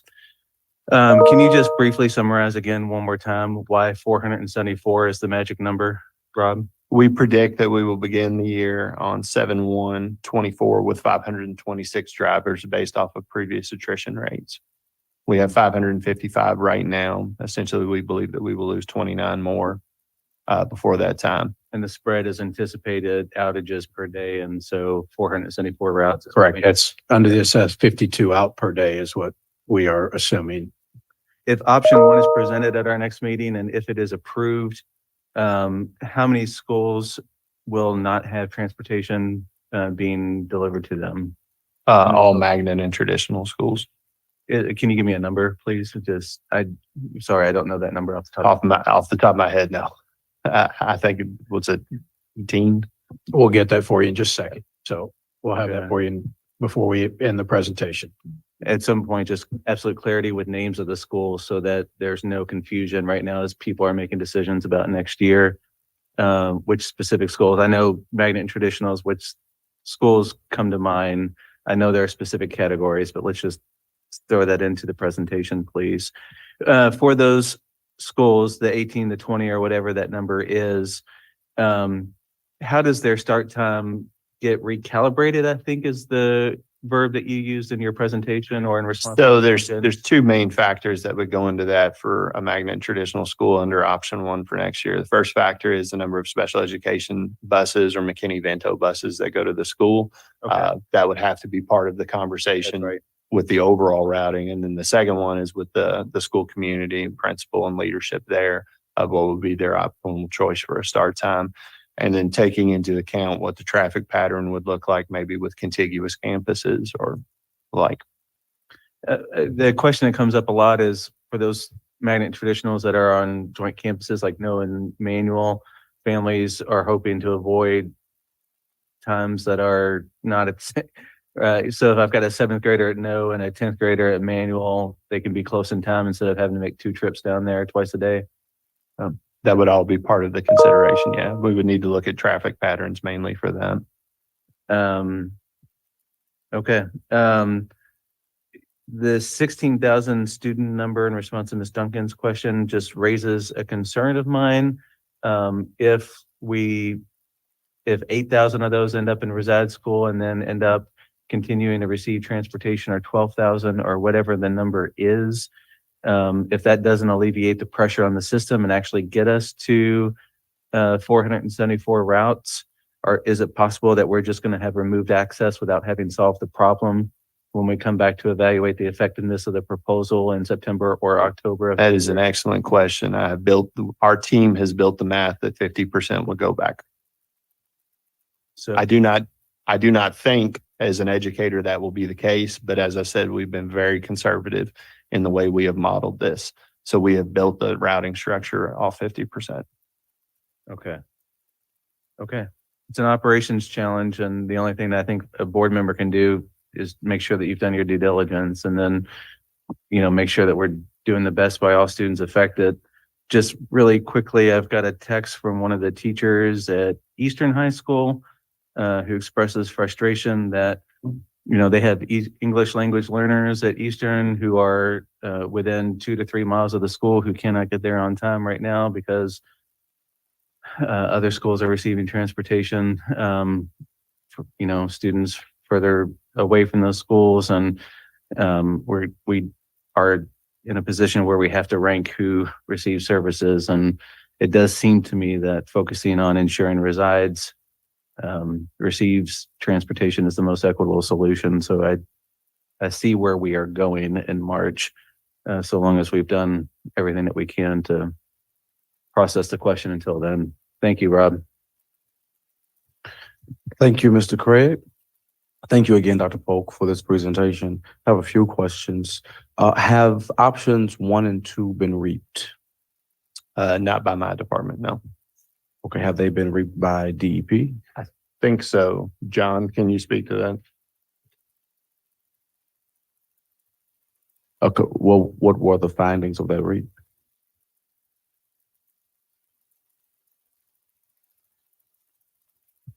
I'm going to request that be given to the entire board. And I will say there were concerns around racial equity when it comes to transportation. There's no doubt about that. So we'll provide that, but I want to be clear. There are issues. That's one of the things we put in when you look at option 1 or 2.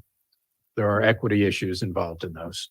I think this district has made the commitment that we would move forward with any measure without it positively passing the REAP process.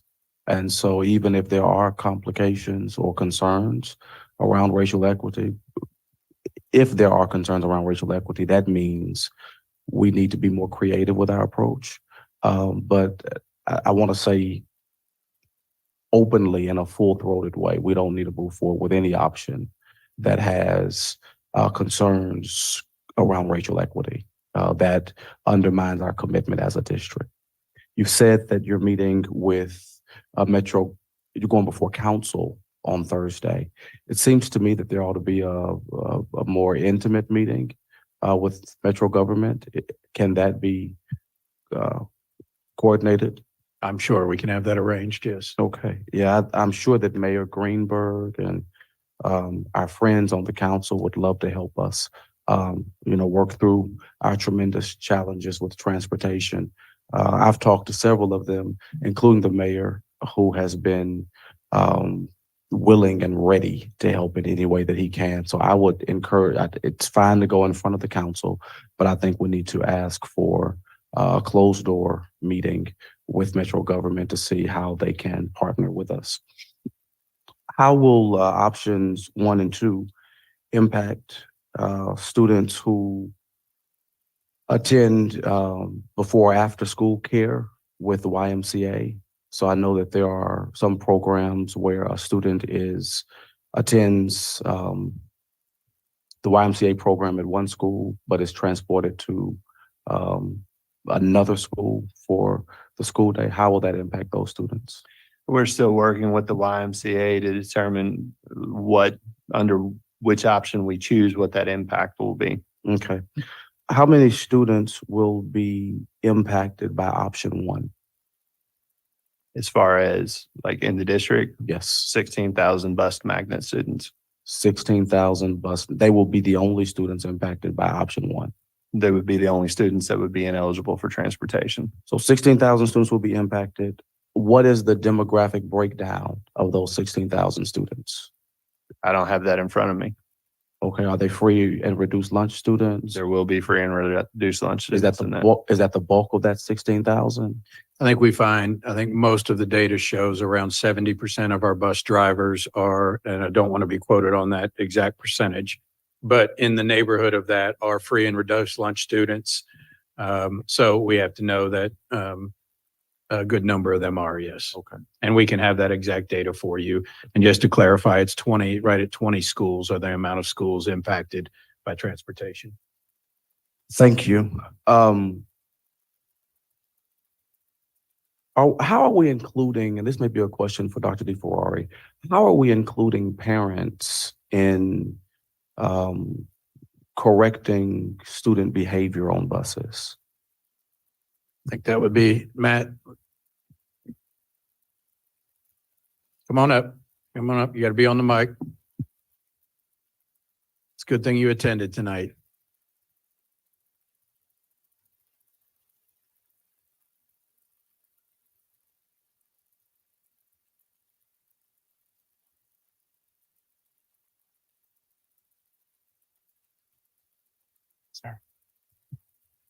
So we now have staff that are regularly reporting to the compounds to get our referral data from our bus drivers. That goes in to our Infinite Campus system, which gets delivered to school administrators.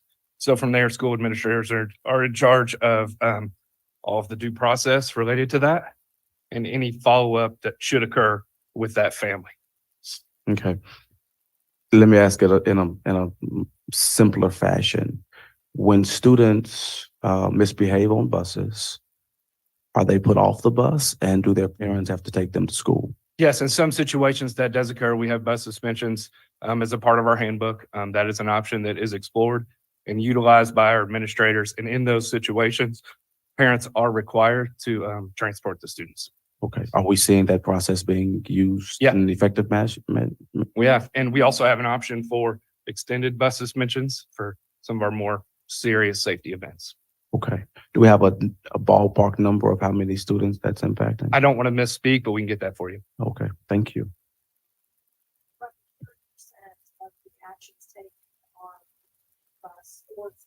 Okay.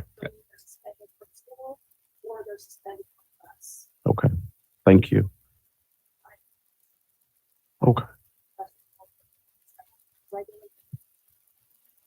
Thank you. I'm greatly concerned about the impact that our delay in decision-making related to transportation, the impact that that's having on student assignment. So are adjustments being made to accommodate families who are waiting on our decision-making related to transportation before they can make a decision about their student attending school or where their student attends school? It will be similar to what we did last year, which was provide all families an opportunity. Well, they always have the opportunity to go to their resides if that's what they want to do, but then to also extend what we did last year, the transfer window. We had thousands of requests for transfers after we passed, as you recall, the change in start times in about mid-March as well. And so we extended that to give families opportunity to apply for a transfer. Okay. Thank you. Mr. Dobbs, how are you? Would you please come to the microphone?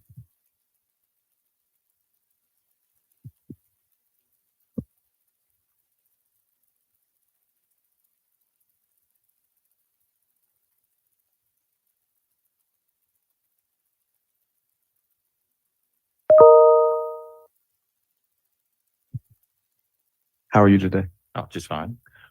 What do you need from this board to ensure that students are not negatively impacted by transportation challenges and that students are not missing out on instructional time because of transportation delays? What do you need us to do? To choose an option that puts us where we're equal with the number of drivers that we have reporting to work every day. Okay. And in your mind, that would be option one? If you're at, yes, that would be option one, one. unfortunately. Okay. Anything else you want us to know? No, Okay. Thank you for your work. You've been a hero to this district. We appreciate you. thank you. Thank you, Dr. Folk, for this presentation. Thank you, Chief Callahan. Before we end this presentation and take the vote, I think it is to be noted that Dr. Amy Green Webb has been working very, very, very hard to recruit bus drivers. And while she's been working so hard, she has been recognized nationally for her work in human resources. She received the Distinguished Service Award at the Council of Great City Schools Chief Human Resources Officers meeting here in Louisville, Kentucky. Congratulations, Dr. Amy Green Webb, on that distinction. Thank you. Thank you. And she was surprised. We all surprised her. Dr., kind of just one clarifying thing about the, when we're getting information on the REAP of the options, could we also have a REAP of option 3, which is essentially what we're doing now, so we know what the baseline is that we're comparing things to? That'd be great. Thanks. Thank you. Is there a motion to receive an update on transportation? Mr. Craig? Oh, I'm sorry. I have 3 more things I'd like to ask. Oh, I'm sorry. We have 3 more things. We can't take the vote just yet. This is my yes, no test. This is your yes, no test? Okay. Yes, if we're able to have shortened, more regionalized routes, can we assume and assure families that buses will be at the school at dismissal? If we are on the right side of drivers and routes, yes, we can assure that. I mean, within reason, and there's always going to be some lag depending on what traffic may be. But if we are in a situation where we have drivers in excess of the daily routes that we run on a daily basis, then yes, we will be on time. And I'll say this, we won't fall into the same thing we did last year, which is if we are shorter bus drivers than we are routes, we will be very clear going into it that this is going to mean delays on the front end or the back end. There's just no other way around it. So that's our purpose, is to make sure you know that. Alrighty. I wanted to ask if we are able to have more regionalized service. Will our schools have fewer buses to deal with. Some of my schools have like 50 buses coming in. That would be a likely outcome of more regionalized service, yes. All right. I know they want to hear that. How about, and bus compounds to deal with? That would follow along with having fewer buses to deal with. Right? It would go back to the charge of the routing team, the goal number one being on-time service, second to that. But almost as important goals is shorter routes for the drivers. So yes. Okay, and my last question, next year, can we hope and look forward to a more equally shared burden of after-school supervision? Because right now, it is not equally shared among all of our schools. In a scenario where we can guarantee on-time pickup and delivery, yes. Those are the issues I know that we've had with this plan, what we're in presently, and why we can't keep what we're doing right now going on. We need to make changes for next year. And I just appreciate so much all of the work that you and all the time you spent pulling all this information together for us. And I know we will do the best we can. We're not going to make everybody happy, but we will do what we can to make this reasonable and deliver full days of instruction to our students, because that's what we have to do. But thank you all so much. Thank you, Ms. Duncan. Is there a motion to receive the update on transportation? Mr. Craig, Ms. Duncan, all in favor? Ayes have it. Thank you all so much. Thank you.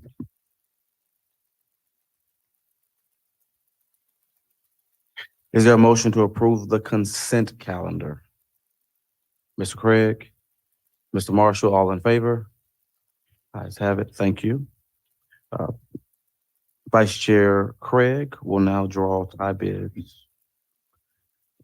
Item number 15 on bid ID 8306 for HVACR supplies and equipment.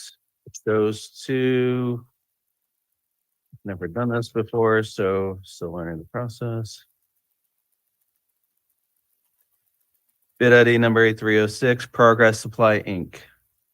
Progress Supply Inc.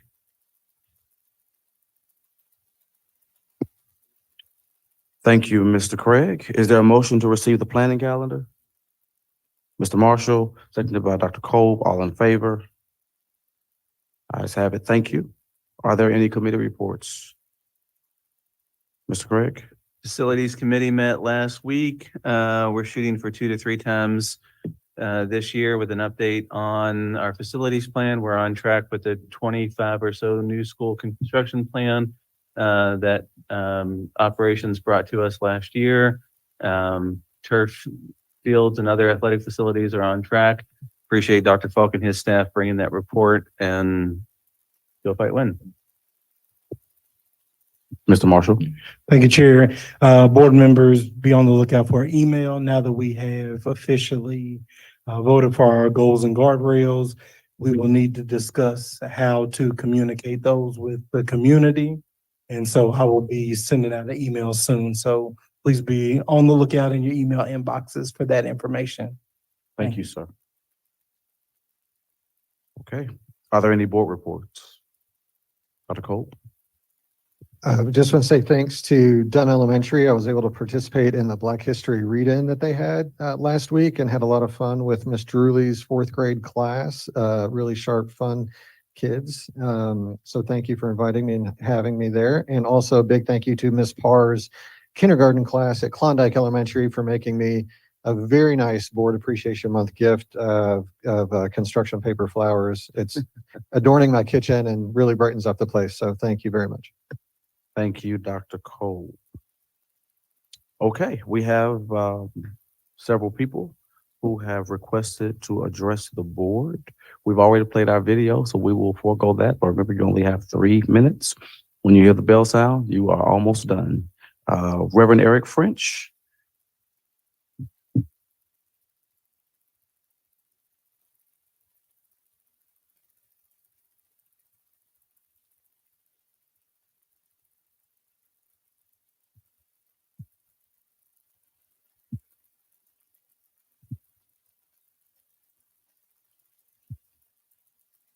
Good evening. Good evening to the superintendent, Dr. Polio, to the board chair, Dr. Scholl, and to the entire board. I stand on behalf of the Alpha Lambda chapter of Alpha Alpha Fraternity Incorporated. I'm here to talk about Senate Bill 93. Alpha Alpha Fraternity Incorporated was founded on December 4th, 1906, making it the oldest African-American fraternity or sorority. In 1909, one of our founders, Eugene Kinkle Jones, decided to make Louisville, Kentucky his home. He came to teach at Central Colored High School, the only African-American high school in Louisville. While there, he got married, had a son, and founded our chapter. I believe he chose our city because he believed in the hope and promise of this city, even though it was segregated at the time. And I'm sure he would be amazed in this moment to look at an African-American superintendent and that there's a African-American female who is the principal of Central High School, who is sitting right behind me. He would also be horrified to know that in 2024, there are those who wish to take our Commonwealth back to the 1950s. Senate Bill 93, which would prohibit JCPS from expending resources or funds on diversity, equity, inclusion, and belonging, tells our children that their uniqueness is somehow a threat. But I believe that the young man that spoke earlier from W.E.B. Du Bois proves that wrong. We had a homecoming king who stood here and said it made a difference in his life. This bill is not motivated by a desire to improve the learning experience of students, as claimed by their sponsors. This bill is motivated by fear and ignorance, an irrational fear of being replaced and an ignorance of history and research. This bill is a part of a larger effort by the legislation to wage war on Louisville and democracy itself. And our children will be the victims of this war. Now, I know that I'm preaching to the choir, that you all believe in DEI and that we should be addressing the legislator directly and not you. I agree, and we will, but they will not listen to a single voice. We need to bring a mass choir to them. One voice won't work. So that's why we're here tonight, to encourage the school board to join the choir and raise their voices in opposition to these bills. We believe that diversity and equity makes a difference in the lives of everyone. And we are standing with the board and hoping that you will stand in opposition to this. A lot of people are telling us they have a supermajority and there's nothing you can do about a supermajority. It isn't always about winning the fight. Sometimes it's just about the fight. And we just believe that silence isn't a strategy. Silence is betrayal. Thank you for your time.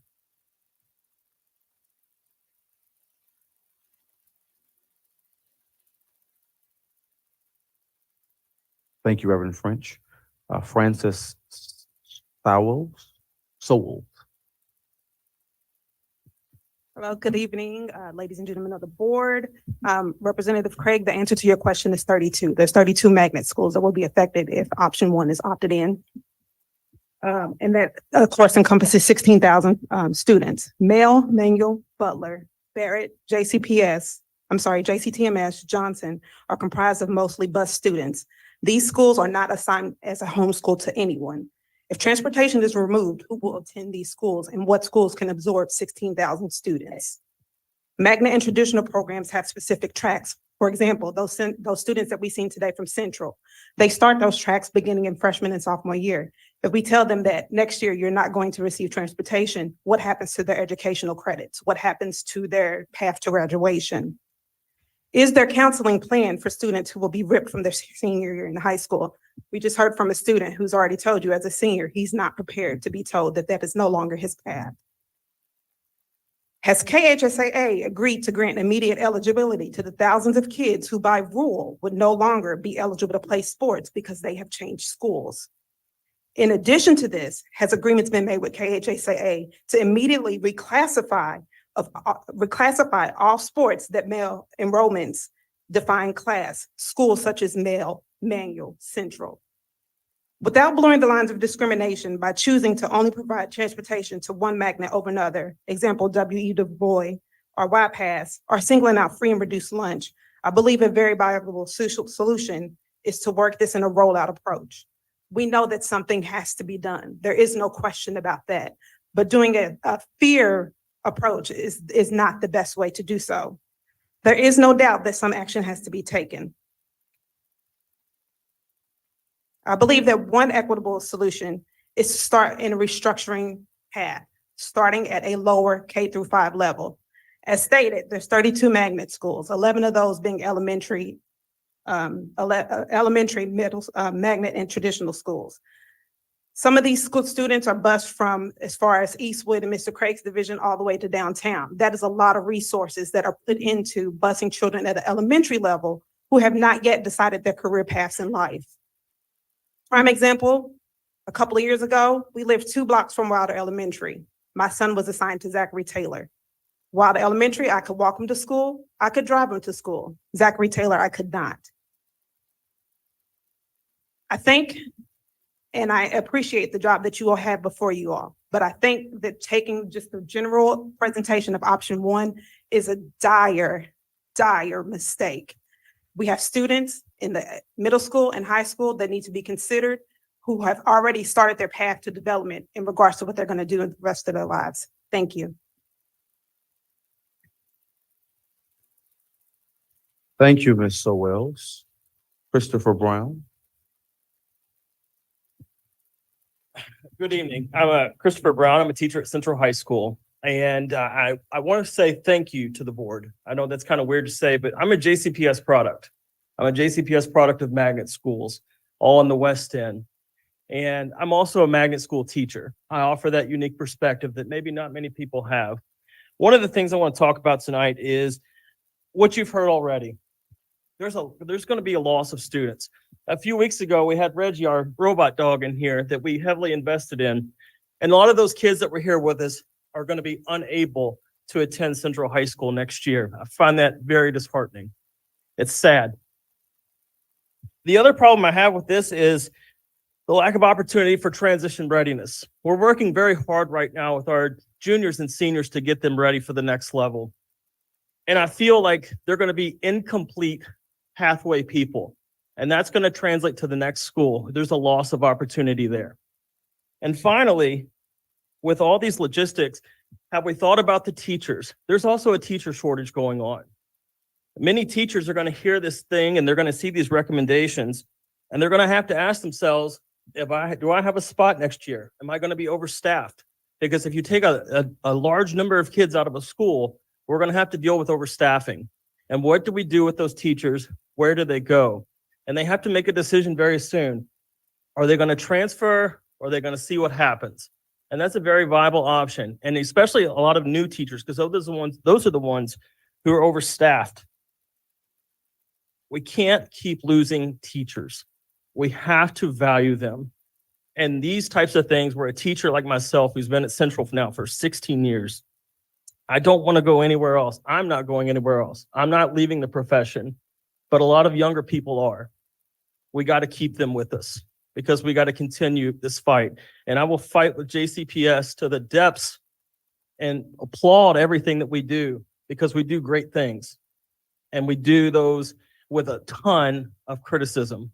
And we show up every day and we keep going and we keep going and we keep going. I appreciate your time. And again, I appreciate what you did for me.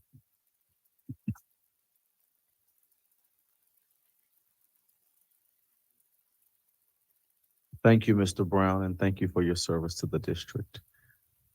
Ellen Niehoff.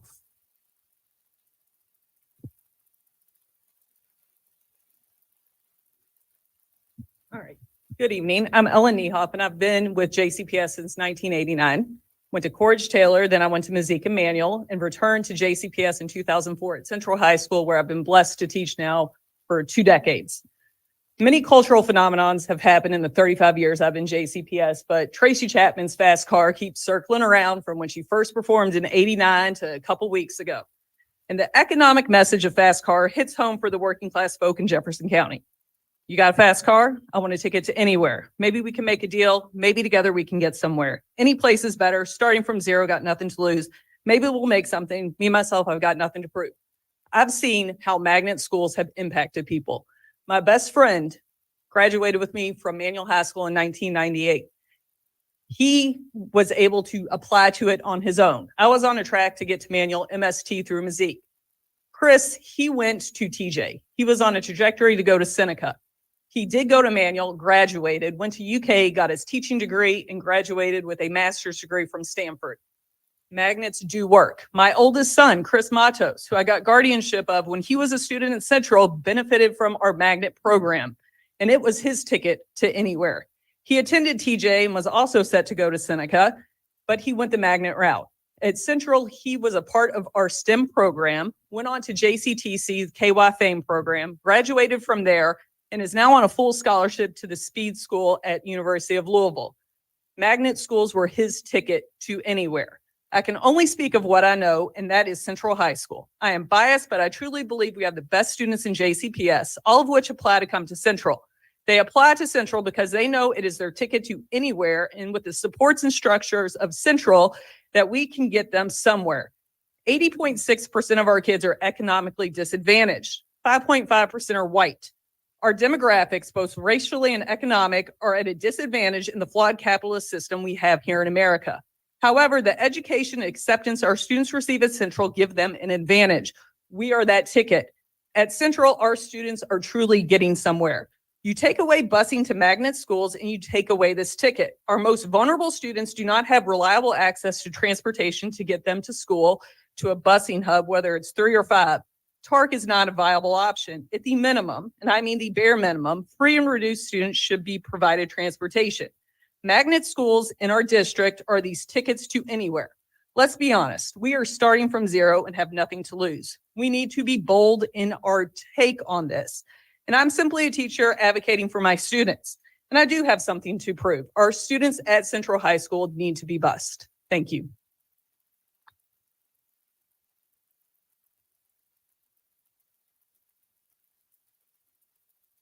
Thank you, Ms. Niehoff, and thank you for your service to our district.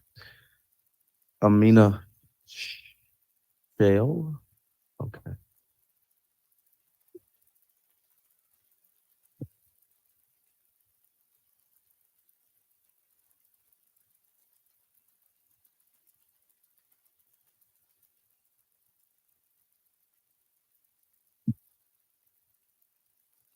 Can you guys hear me? Hi, my name is Amina Shell, and I am an alumni of Seneca High School class of 2015. And I am here to represent multilingual learners. From my perspective, with all of the changes that JCPS has had, my community, the Somali Bantu community, has not had, I would say, the same services that have been provided to that should be provided to all of JCPS students. JCPS prides itself on the values, well, one of 3 of their core values are equity, diversity, and opportunity. However, it has become increasingly and overwhelmingly, surprising to my, point of view, being someone that graduated almost 10 years ago next year. The same struggles that I had as a multilingual learner still persist with the individuals from my community. And to my surprise, I'm still trying to figure out how is JCPS addressing these issues, and do you have advisors or ambassadors that go into these communities? Because the direction that is being taken right now, sending out text memos that they cannot read. My family, for example, my mother cannot read. So with a community that is 98% illiterate, sending out a text is not a message that they receive. I have talked to many people at JCPS, but I feel like this needs to be addressed at the board meetings, and something that you guys should really focus on, because right now I'm an advocate for that community, but how many other communities don't have someone like me who is willing to stand up and say, we need help, we need our voices heard. We've been voiceless for over 2 decades, and I feel like it's time for multilingual learners to be represented at JCPS. Thank you.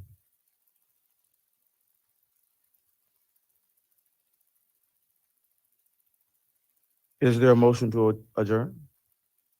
Ms. Duncan, seconded by Mr. Craig, all in favor? Ayes have it. We are adjourned at 7:59 p.m. Dr. Compton, would you please? person that's on